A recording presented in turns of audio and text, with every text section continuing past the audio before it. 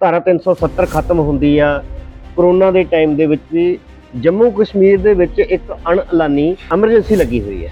तो की माहौल की है? जिस मुल्क के हिस्से में आप लोगों के अधिकार छीनोगे, लोगों के अधिकार सलब किए जाएंगे, वहाँ सुख शांति और अमन की आशा करना मुझे नहीं लगता सही है। कश्मीर के लोगों को आर्टिकल 370 धारा 35A के तहत जो मुराद मिले थे, सेंट्रल गवर्नमेंट ने उन सारे मुराद को एब्रोगेट करके कश्मीरी अवाम के साथ जो जुल्म किया है वो आज भी कश्मीरी लोगों के दिलों में है। 5 अगस्त 2019 के बाद कश्मीर को एक छावनी में तब्दील किया गया है और आप कहते हैं पूरे मुल्क में हमने अमन कायम किया है, पूरी दुनिया में डंडोरा पीटते हो हमने अमन कायम किया है। कश्मीरियों को अपने अधिकार दे दो, कश्मीरियों को अपने हकूक दे दो। आपने 2019 से वहाँ की लेजिस्लेशन सस्पेंडेड है, आप चुनाव नहीं कराते हो, आप में दम नहीं है, आप डर रहे हो कश्मीरियों से क्योंकि कश्मीरी आपके खिलाफ वोट देंगे, सेंटर के खिलाफ वोट देंगे। ऐसे भी खबरें आते हैं कि आर्मी वहाँ की औरतों के साथ शोषण करती है। नहीं, कुनन पोशपोरा आपके सामने है, 100 के करीब महिलाओं के साथ बलात्कार हुआ रात। इन लोगों ने किया। मैंने नहीं यूनिफॉर्म, उसमें डर की क्या बात है? मैंने नहीं यूनिफॉर्म। अगर हम कहेंगे मिलिटेंटों ने सही नहीं किया, उन्होंने जो कुछ किया है उन्होंने गलत किया है, लेकिन जो लोग लॉ को प्रोटेक्ट करने वाले अगर वो गलत करें तो उन पर सवाल उठाया जाएगा। आजकल कश्मीरी फाइल्स की फिल्म आई है, क्या जो वहाँ रहने वाले हिंदुओं पे जुल्म हो रहा है? कश्मीरी फाइल्स में मैं क्लियर करना, कश्मीरी फाइल्स में एक तरफा दिखाया गया। उसमें एक चीज गलत दिखाई गई कि कश्मीर के आम मुसलमानों ने पंडितों को भगाया है, वो बात सही रही है। दोस्तों, तो भारत ਦੇ ਵਿੱਚ जम्मू कश्मीर ਦਾ ਜਿਹੜਾ ਮਸਲਾ ਆ ਉਹ ਇੱਕ ਵੱਡਾ ਮਸਲਾ ਬਣਿਆ ਆਇਆ ਜਦੋਂ ਤੋਂ ਦੇਸ਼ ਦੇ ਵਿੱਚ ਆਜ਼ਾਦੀ ਆਈ ਹੈ। ਅਸੀਂ ਜੇ ਆਪਣੇ ਬਚਪਨ ਦੀ ਗੱਲ ਵੀ ਕਰੀਏ, ਬਚਪਨ 'ਚ ਜਦੋਂ ਅਸੀਂ ਛੋਟੇ ਹੁੰਦੇ ਸੀ ਉਦੋਂ ਤੋਂ ਲੈ ਕੇ ਅਸੀਂ ਅਖਬਾਰ ਦੇ ਵਿੱਚ ਖਬਰ ਦੇਖਦੇ ਹਾਂ, ਜੰਮੂ ਕਸ਼ਮੀਰ ਦੇ ਵਿੱਚ 4 ਅੱਤਵਾਦੀ ਢੇਰ, ਜੰਮੂ ਕਸ਼ਮੀਰ ਦੇ ਵਿੱਚ ਸੈਨਿਕਾਂ ਨੇ ਸ਼ਹਾਦਤ ਦਿੱਤੀ, ਜੰਮੂ ਕਸ਼ਮੀਰ ਦੇ ਵਿੱਚ ਆਤੰਕਵਾਦੀਆਂ ਨਾਲ ਮੁਕਾਬਲਾ ਹੋਇਆ। ਇੱਦਾਂ ਦੀਆਂ ਬਹੁਤ ਸਾਰੀਆਂ ਖਬਰਾਂ ਨੇ ਜਿਹੜੀਆਂ ਅਕਸਰ ਅਖਬਾਰਾਂ ਦਾ ਸ਼ਿੰਗਾਰ ਬਣੀਆਂ ਰਹਿੰਦੀਆਂ ਨੇ। सवाल खड़ा होंदा कि मसला की है? जे ये मसला किसी वालों पैदा किया गया तो हुण तक खत्म क्यों नहीं होया? इन्हां सारियां गल्लां दे उत्ते चर्चा करांगे। इस तो बिना दोस्तों अजकल अखबारां दे विच एक चर्चा बनी हुई है कि जम्मू कश्मीर दे विच माहौल बहुत टेंस आ। पिछे जे एक फिल्म भी आई आ कश्मीर फाइल्स, ਉਹਦੇ ਵਿੱਚ ਦਿਖਾਇਆ ਗਿਆ ਕਿ जम्मू कश्मीर ਦੇ ਵਿੱਚ ਜਿਹੜੇ कश्मीरी पंडित ने ਉਹਨਾਂ ਤੇ अत्याचार ਕੀਤਾ ਜਾ ਰਿਹਾ।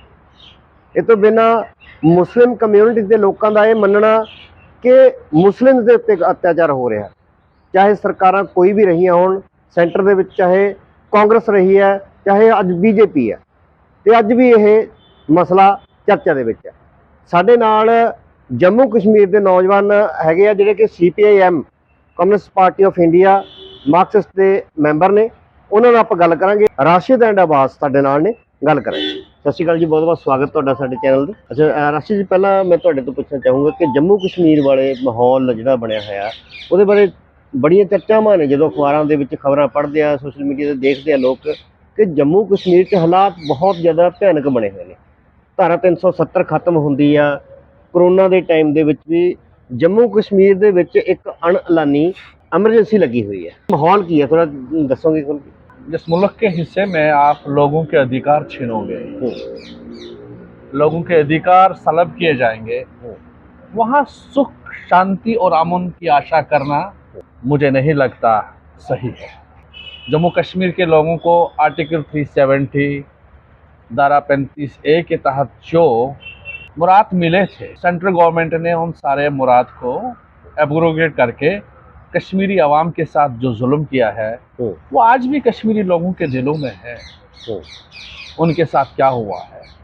5 अगस्त 2019 के बाद कश्मीर को एक छावनी में तब्दील किया गया है और आप कहते हैं पूरे मुल्क में हमने अमन कायम किया है, पूरी दुनिया में डंडोरा पीटते हो हमने अमन कायम किया है। कश्मीरी लोग अब सड़कों पे नहीं आते हैं, कश्मीरी लोग पत्थर नहीं उठाते। हम इसके साथ नहीं है कश्मीरी लोग पत्थर उठाए, लेकिन कश्मीरी लोग एहतजाज कर सकते थे, लेकिन जेल में कश्मीरी कहाँ एहतजाज करेंगे? आपने कश्मीर को फौजी छावनी बनाया है और फिर आप उम्मीद करोगे कि कश्मीरी लोग एहतजाज करेंगे। आपने हिंदुस्तान के किस कोने के शहर में जेल में लोगों को एहतजाज करते हुए देखा है। आप कश्मीरियों के हुकूक तलब करते रहोगे और उम्मीद करोगे कि वो हमारी भाषा बोलेंगे, वो कश्मीरी पसंद नहीं करेगा। कश्मीरियों को अपने अधिकार दे दो, कश्मीरियों को अपने हुकूक दे दो। आपने 2019 से वहां की लेजिस्लेशन सस्पेंडेड है, आप चुनाव नहीं कराते हो, आप में दम नहीं है, आप डर रहे हो कश्मीरियों से, क्योंकि कश्मीरी आपके खिलाफ वोट देंगे, सेंटर के खिलाफ वोट देंगे, और आप चुनाव नहीं कराते हो। आप एक बार जाओ कश्मीर में, चुनाव कराओ। आप कश्मीरियों को अपने हुकूक नहीं दे रहे हो और बाद में हिंदुस्तान में डंडोरा पीटते हो कि कश्मीरी लोग आतंकी हो, कश्मीरी लोग बात मानने को तैयार नहीं है। असल में बीजेपी और आरएसएस का जो मकसद है वो माइनॉरिटीज के खिलाफ है। पूरा देश जानता है माइनॉरिटीज के मुतालिक उनका क्या मानना है। यही मसला है, कश्मीरी लोग मुसलमान हैं, उनके साथ जुल्म किया जाए, लेकिन साथ साथ हमारे साथ साथ जम्मू वालों को भी पीटा गया है। जम्मू वाला हाल ही में लैंड इविक्शन चल रही है, उसमें जम्मू को भी टारगेट किया गया। जम्मू में हिंदू रहते हैं, डोगरा रहते हैं, लद्दाख में बुद्धिस्ट रहते हैं, उनके साथ भी बराबर जुल्म हो रहा है। जम्मू वालों के मकान भी गिराए गए, वहां के गरीबों की जमीन छीनी गई है, कश्मीरियों की जमीन छीनी गई है। आप कश्मीरियों को रोजगार से बेदखल करना चाहते हो, आप कश्मीरियों को सड़क पे लाना चाहते हो। नतीजा यही निकलेगा कि कश्मीरी आएगा और एहतजाज करेगा, फिर आप मुल्क में डंडोरा पीटोगे, ये लोग दहशतगर्द। ऐसी बात नहीं है, आप उनको अपने हुकूक दे दो, वो मुल्क के दायरे में काम करेंगे। रशीद जी, धारा 370 की बात कर रहे हैं आप, लेकिन ये धारा तो अब खत्म हुई है। ये जो कश्मीर के लोगों के साथ गवर्नमेंट का टसल है, स्ट्रगल, वो तो काफी टाइम से चल रही है। ऐसी क्या मांग है जो आज तक सॉल्व नहीं हो पाई? नहीं, असल में जो हिंदुस्तान ने जो वादे किए हैं, पंडित जवाहरलाल नेहरू से लेकर मोदी तक जितने भी प्राइम मिनिस्टर आए, जिन्होंने भी जितने वादे किए, सारे वादों को उन्होंने तोड़ा। ये कश्मीरियों ने नहीं। पंडित जवाहरलाल नेहरू लाल चौक आए, वहां क्या कहा वो बात बाद में भूल गए।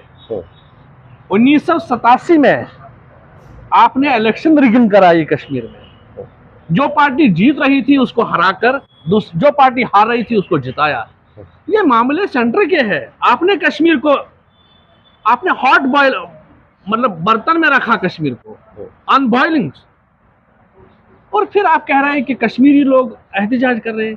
ये सेंटर की देन है। जो भी कुछ हुआ है आज तक, धारा 370 को छोड़िए, धारा 370 कोई दीवार नहीं था कश्मीर और हिंदुस्तान के दरमियान कि कश्मीरी हिंदुस्तान के साथ नहीं मिल सकते। कश्मीरियों ने अगर उस टाइम चाहते तो वो मुसलमान पाकिस्तान यानी इस्लामिक पाकिस्तान के साथ जा सकते थे मजहब के लिहाज से, लेकिन उन्होंने उसको ठुकराया। उन्होंने भारत के साथ अपना विलय किया, क्योंकि उनको लगा था हमारी मईशत बाकी चीजें हिंदुस्तान से ठीक है, तो उनका विलय हिंदुस्तान के साथ था ना। उन्होंने जो आर्जी इलाहा किया था वो हिंदुस्तान के साथ ही किया, लेकिन कश्मीरियों ने जो इलाहा किया था वो मोदी के हिंदुस्तान से नहीं किया था, हमने गांधी के हिंदुस्तान से किया। और आपने तब से लेकर आपने कहा था कि आप देखिए, आप 3 साल 4 साल के बाद हम रेफरेंडम कराएंगे कश्मीर में। आप यूएनओ में चले गए, हम थोड़ी चले गए। यूएनओ में हिंदुस्तान चला गया कि कश्मीरियों को जो हुकूक चाहिए आप रेफरेंडम कराइए, जो वो चाहेंगे हम दे देंगे। आपने उस वादे को भी तोड़ दिया। अब आप जीने नहीं देते हो। अब आप कहते हो कि आप हिंदुस्तान के मुखालिफ हो, आप दहशतगर्द हो। बॉर्डर पर आपकी फौज है, टाइट करो ना। बॉर्डर पर कश्मीरी की फौज नहीं है, बॉर्डर पर हिंदुस्तान की फौज है, टाइट करो ना। पाकिस्तान से मामला आपके खराब है, हमारा क्या जाता है उसमें? आप पाकिस्तान के साथ मामला ठीक करो या खराब करो, ये आपका मसला है। कश्मीरियों का क्या उससे लेना देना है? अच्छा जी, अब बात कर रहे हैं कि जैसे आजकल कश्मीरी फाइल्स की फिल्म आई है, क्या जो वहाँ रहने वाले हिंदुओं पे जुल्म हो रहा है? कश्मीरी फाइल्स में मैं क्लियर करना, कश्मीरी फाइल्स में एक तरफा दिखाया गया है। उसमें एक चीज गलत दिखाई गई कि कश्मीर के आम मुसलमानों ने पंडितों को भगाया है। वो बात सही रही है, वो आम नहीं थे, वो नहीं, मिलिटेंसी थी। मिलिटेंसी के कारण और जगमोहन की गलत पॉलिसी, जगमोहन आरएसएस के विचारधारा के, वो उनको सिक्योरिटी दे सकते थे, उसने सिक्योरिटी नहीं दी। उसने भी पंडित जी को कहा कि 1-2 महीने के लिए जाइए, और मिलिटेंसी के कारण कश्मीरी पंडित का पलायन हुआ। ये सही बात है। उनके साथ जो कुछ भी हुआ वो सही नहीं हुआ, वो इंसानियत सोज अलमिया था, क्योंकि उनको अपने घरों से निकाला गया। लेकिन कुछ पंडित कम्युनिटी के कुछ लोग मारे गए, 100-200 के आसपास मारे गए, वो भी आलमिया था। लेकिन जो कश्मीरी लाखों में मारे गए बेगुनाह, उनके बारे में आप बात क्यों नहीं करते? सही है कि आप हिंदुओं के बारे में बात करो, उनका मरना सही नहीं है, वो आलमिया है, वो भी इंसान है। लेकिन जो लाखों कश्मीरी बेगुनाह, हजारों कश्मीरी बेगुनाह मारे गए, उनके बारे में आपकी क्या राय है? मैं आपसे पूछना चाहता हूँ, बीजेपी की क्या राय है? मान लीजिए गवर्नमेंट ने आप वहाँ के मुसलमानों पे अत्याचार किया, क्या जो मिलिटेंट्स जिन्हें बोलते हैं, पता नहीं वहाँ के लोग क्या मानते हैं, उनको मिलिटेंट मानते हैं या अपने हीरो मानते हैं, कि उनके द्वारा जो हिंदुओं पे किया जा रहा है उसको जो हमने कहा कि हिंदुओं के साथ जो कुछ हुआ वो इंसानी सोच अलमिया है, नहीं होना चाहिए। क्योंकि वो पार्ट एंड पार्सल उस हिस्से के थे जम्मू कश्मीर के, आज भी उनको लाओ, उनको बसाओ, वो हमारे हिस्से है। लेकिन मैं कहता हूँ जो कश्मीरी मुसलमानों के साथ हुआ उसके बारे में आप बात करो ना। क्या हुआ, आप थोड़ा हमारे दर्शकों को आप कश्मीरी फाइल्स में कहते हैं कि हिंदुओं को भगाया गया, लेकिन ये कभी नहीं कहा कि 1990 के बाद कश्मीर में कश्मीरियों के साथ क्या हुआ। ऐसे भी खबरें आते हैं कि आर्मी वहाँ की औरतों के साथ शोषण करती है। कोनन पोशपोरा एक बड़ी त्रासदी है, आपके सामने है 90s में क्या हुआ। दोहराने की क्या बात है? दर्शक होंगे जिनको नहीं पता, दोहराने की क्या बात है? कोनन पोशपोरा आप देखिए क्या हुआ था वहाँ, दर्शकों को बता। 100 के करीब महिलाओं के साथ बलात्कार रात के। किन लोगों ने किया? मैंने इन यूनिफॉर्म, उसमें डर की क्या बात है? मैंने इन यूनिफॉर्म, अगर हम कहेंगे मिलिटेंटों ने सही नहीं किया, उन्होंने जो कुछ किया है उन्होंने गलत किया है, लेकिन जो लोग लॉ को प्रोटेक्ट करने वाले अगर वो गलत करें तो उन पर सवाल उठाया जाएगा, उठाने में कोई झिझक नहीं। लेकिन जिनकी ड्यूटी जो है उनको सुरक्षा देनी है, अगर वो करें, वही मैं कहता हूँ जो मैंने यूनिफॉर्म है, जिनको लॉ को प्रोटेक्ट करना है, अगर वो ये करे तो मुल्क को उंगली उठानी चाहिए। ये बात नहीं है ये सुरक्षा का कारण है, गलत है, सही है। कश्मीर फाइल्स का जहाँ तक आपने पूछा सवाल है, कश्मीर फाइल्स जो ये मूवी बनी है, ये प्रोपेगेंडा मूवी है। ये इनको 2024 के इलेक्शन के लिए इन्होंने एक डॉक्यूमेंट बनाया हुआ है ताकि 2024 में इसको ये बेचे, सेल करे। गुजरात फाइल के कंपैरेटिव खड़ा किया। हाँ, असल में हकीकत ये है कि हम ये नहीं कहते हैं कि 90s में क्या हुआ। 90s में वहाँ से जो एक्सोडस हुआ है हमारे पंडित भाइयों का, उस वक्त के हालात ऐसे बन चुके थे कि वहाँ पर जो मुस्लिम कम्युनिटी थी वो भी डर में जी रही थी, वो अपने आप को भी सुरक्षित नहीं पाती थी। और अपने आप को, जब बंदा अपने आप को सुरक्षित नहीं पाता है कि दूसरे की कैसे वो हिफाजत कर सकता था। तो ऐसा नहीं है कि उस कम्युनिटी ने हमारी जो पंडित कम्युनिटी है उनको वहाँ भगाने में उनका रोल बना हुआ है। हाँ, कुछ ऐसे हालात उस वक्त बने कि उनको वहाँ से निकलना पड़ा। और हम आपको ये बताना भी चाहते हैं कि जो सबसे पहले वो मिलिटेंटों के जो शिकार हुए वो एक मुसलमान ही हुआ है, मोहम्मद यूसुफ उसका नाम था, नेशनल कॉन्फ्रेंस का वो एक वर्कर था। वो ऐसा कुछ भी नहीं है कि वो चूज करते थे कि पंडित है या मुस्लिम है। तो इसमें यह है कि ये एक ट्रेजेडी है, ये एक सानिया है। हम चाहते हैं कि इस पे हमें सियासत नहीं करनी चाहिए। जो आंसू होते हैं उनको आंसू जो होते हैं वो पोंछने के लिए होते हैं, आंसुओं पे सियासत नहीं होनी चाहिए। इस वक्त सेंट्रल की हुकूमत चल रही है, वहाँ पर अगर हमारे मोदी जी चाहे, हमारे अमित शाह जी चाहे तो पंडित बरादरी जो है उनको वहाँ पर बसाएं। ये सिर्फ इलेक्शनों के लिए ही उनको इस्तेमाल क्यों कर रहे हैं? ऐसे हालात तो पैदा करें कि वहाँ पर उनको बसाएं। लेकिन हो क्या रहा है? हो ये रहा है कि जो हमारे पंडित भाई वहाँ पर 20 साल से 25 साल से वहाँ पर नौकरियाँ कर रहे हैं, और जब से ये दायरा खत्म हुई तब से वो भी अपने आप को असुरक्षित महसूस करते हैं। और जो टारगेट किलिंग्स अभी जो हो रही है पूरे मुल्क में, उसकी बात हो रही है कि टारगेट किलिंग्स वगैरह हो, तो एक तरफ तो हमारे होम मिनिस्टर साहब ये कह रहे हैं कि हमने वहाँ पर डेमोक्रेसी का एक मॉडल बना के खड़ा कर रखा है, और डेमोक्रेसी का मतलब ये हो गया कि वहाँ पर शांति होगी, और जब शांति होगी तो ये किलिंग्स वगैरह तो होंगी ही नहीं, होनी भी नहीं चाहिए फिर ऐसी से किलिंग्स। तो ये तो एक कंट्राडिक्टरी, खुद में एक कंट्राडिक्टरी है। एक तरफ वो कहते हैं कि शांति है, नॉर्मल सी है, और दूसरी तरफ से वहाँ पर हमारे जो लोग हैं वो परेशान है, पंडित भाई परेशान है, जो नौकरियां वहाँ पर करते हैं वो परेशान है, वो वापस नहीं जा सकते हैं, वो धरने पे बैठे हुए हैं कि हमें रीलोकेट करो, हमारे लिए कुछ ऐसा सोचो कि जहाँ पर हमारी जान भी बच जाए और हम लोगों की खिदमत भी कर सके। लेकिन इस सरकार का यही एजेंडा है कि नहीं, अखबारों में, मीडिया में, बाकी जगहों पे, अभी कल ही अमित शाह जी हमारे गुजरात के एक यूनिवर्सिटी में वर्चुअल कॉन्फ्रेंस से वो खिताब कर रहे थे कि हमने वहाँ पर एक मॉडल बनाया है डेमोक्रेसी का। अगर ऐसा ही मॉडल बनाया है तो हमारा ये कहना है कि उस मॉडल को रिप्लिकेट कीजिए ना आप गुजरात में। इलेक्शन ऐसा ही नहीं जी, ऐसा ही मॉडल आप गुजरात में डालिए ताकि वो भी एक मॉडल हो जाए। स्टेट को यूटी में तब्दील कीजिए और फिर वहाँ पर पंचायत के लोगों को बिठाइए कि वो उनको कहिए कि आप ही सब कुछ चलाए और असेंबली को वो भंग कीजिए, असेंबली के इलेक्शन ना दिया जाए, पीपल्स रिप्रेजेंटेशन जो है उसको ना दिया जाए। हल क्या है? हल क्या है? जैसे आपकी पार्टी है CPIM communist party of India आपकी है, क्या सोचते हैं कि जम्मू कश्मीर की समस्या का हल क्या है? कि बहुत सारे लोग बोलते हैं जम्मू कश्मीर अलग होना चाहता है। नहीं, ऐसी बात नहीं। जम्मू कश्मीर के लोगों को अपने अधिकार दे दो, वहाँ की असेंबली को बहाल करो और उनके साथ जो भी वादे किए जाए वो पूरे किए जाए। हमारी कॉन्स्टिट्यूशनल जो पोजीशन जो राइट्स है वो बहाल कीजिए, वो राइट्स आप बहाल कीजिए। वो ऐसा नहीं है। धारा 370 हमें भीख में नहीं मिली। नहीं, धारा 370 से आप इतने खफा हो? धारा 371 हिमाचल में, उस पर क्यों खफा नहीं हो? क्योंकि वो आप लोग को लगता है वो हिंदू है, वो हमारे हैं, ये मुसलमान है, उनको उनके अधिकार छीनो। फिर ऐसी बात आती है ना। अगर नॉर्थ ईस्ट में भी कुछ धाराएं लगी हुई है, उन पे आपको कोई एतराज नहीं है, लेकिन 370 पर एतराज क्यों? 370 भी हमें हिंदुस्तान के कॉन्स्टिट्यूशन से मिला है, ये किसी गैर मुल्क से हमें नहीं मिला, ये हिंदुस्तान के आईन ने हमें दिया। हमारा तो ये कहना है कि 370 को एब्रोगेट जो किया गया ये अनकॉन्स्टिट्यूशनल है। इसमें सीपीआईएम की तरफ से सुप्रीम कोर्ट में रिट पिटीशन दायर की हुई है इसके खिलाफ की जो एब्रोगेशन हुआ 35/370 में। हमारा उसमें यही है कि 370 ऐसे ही नहीं मिला था।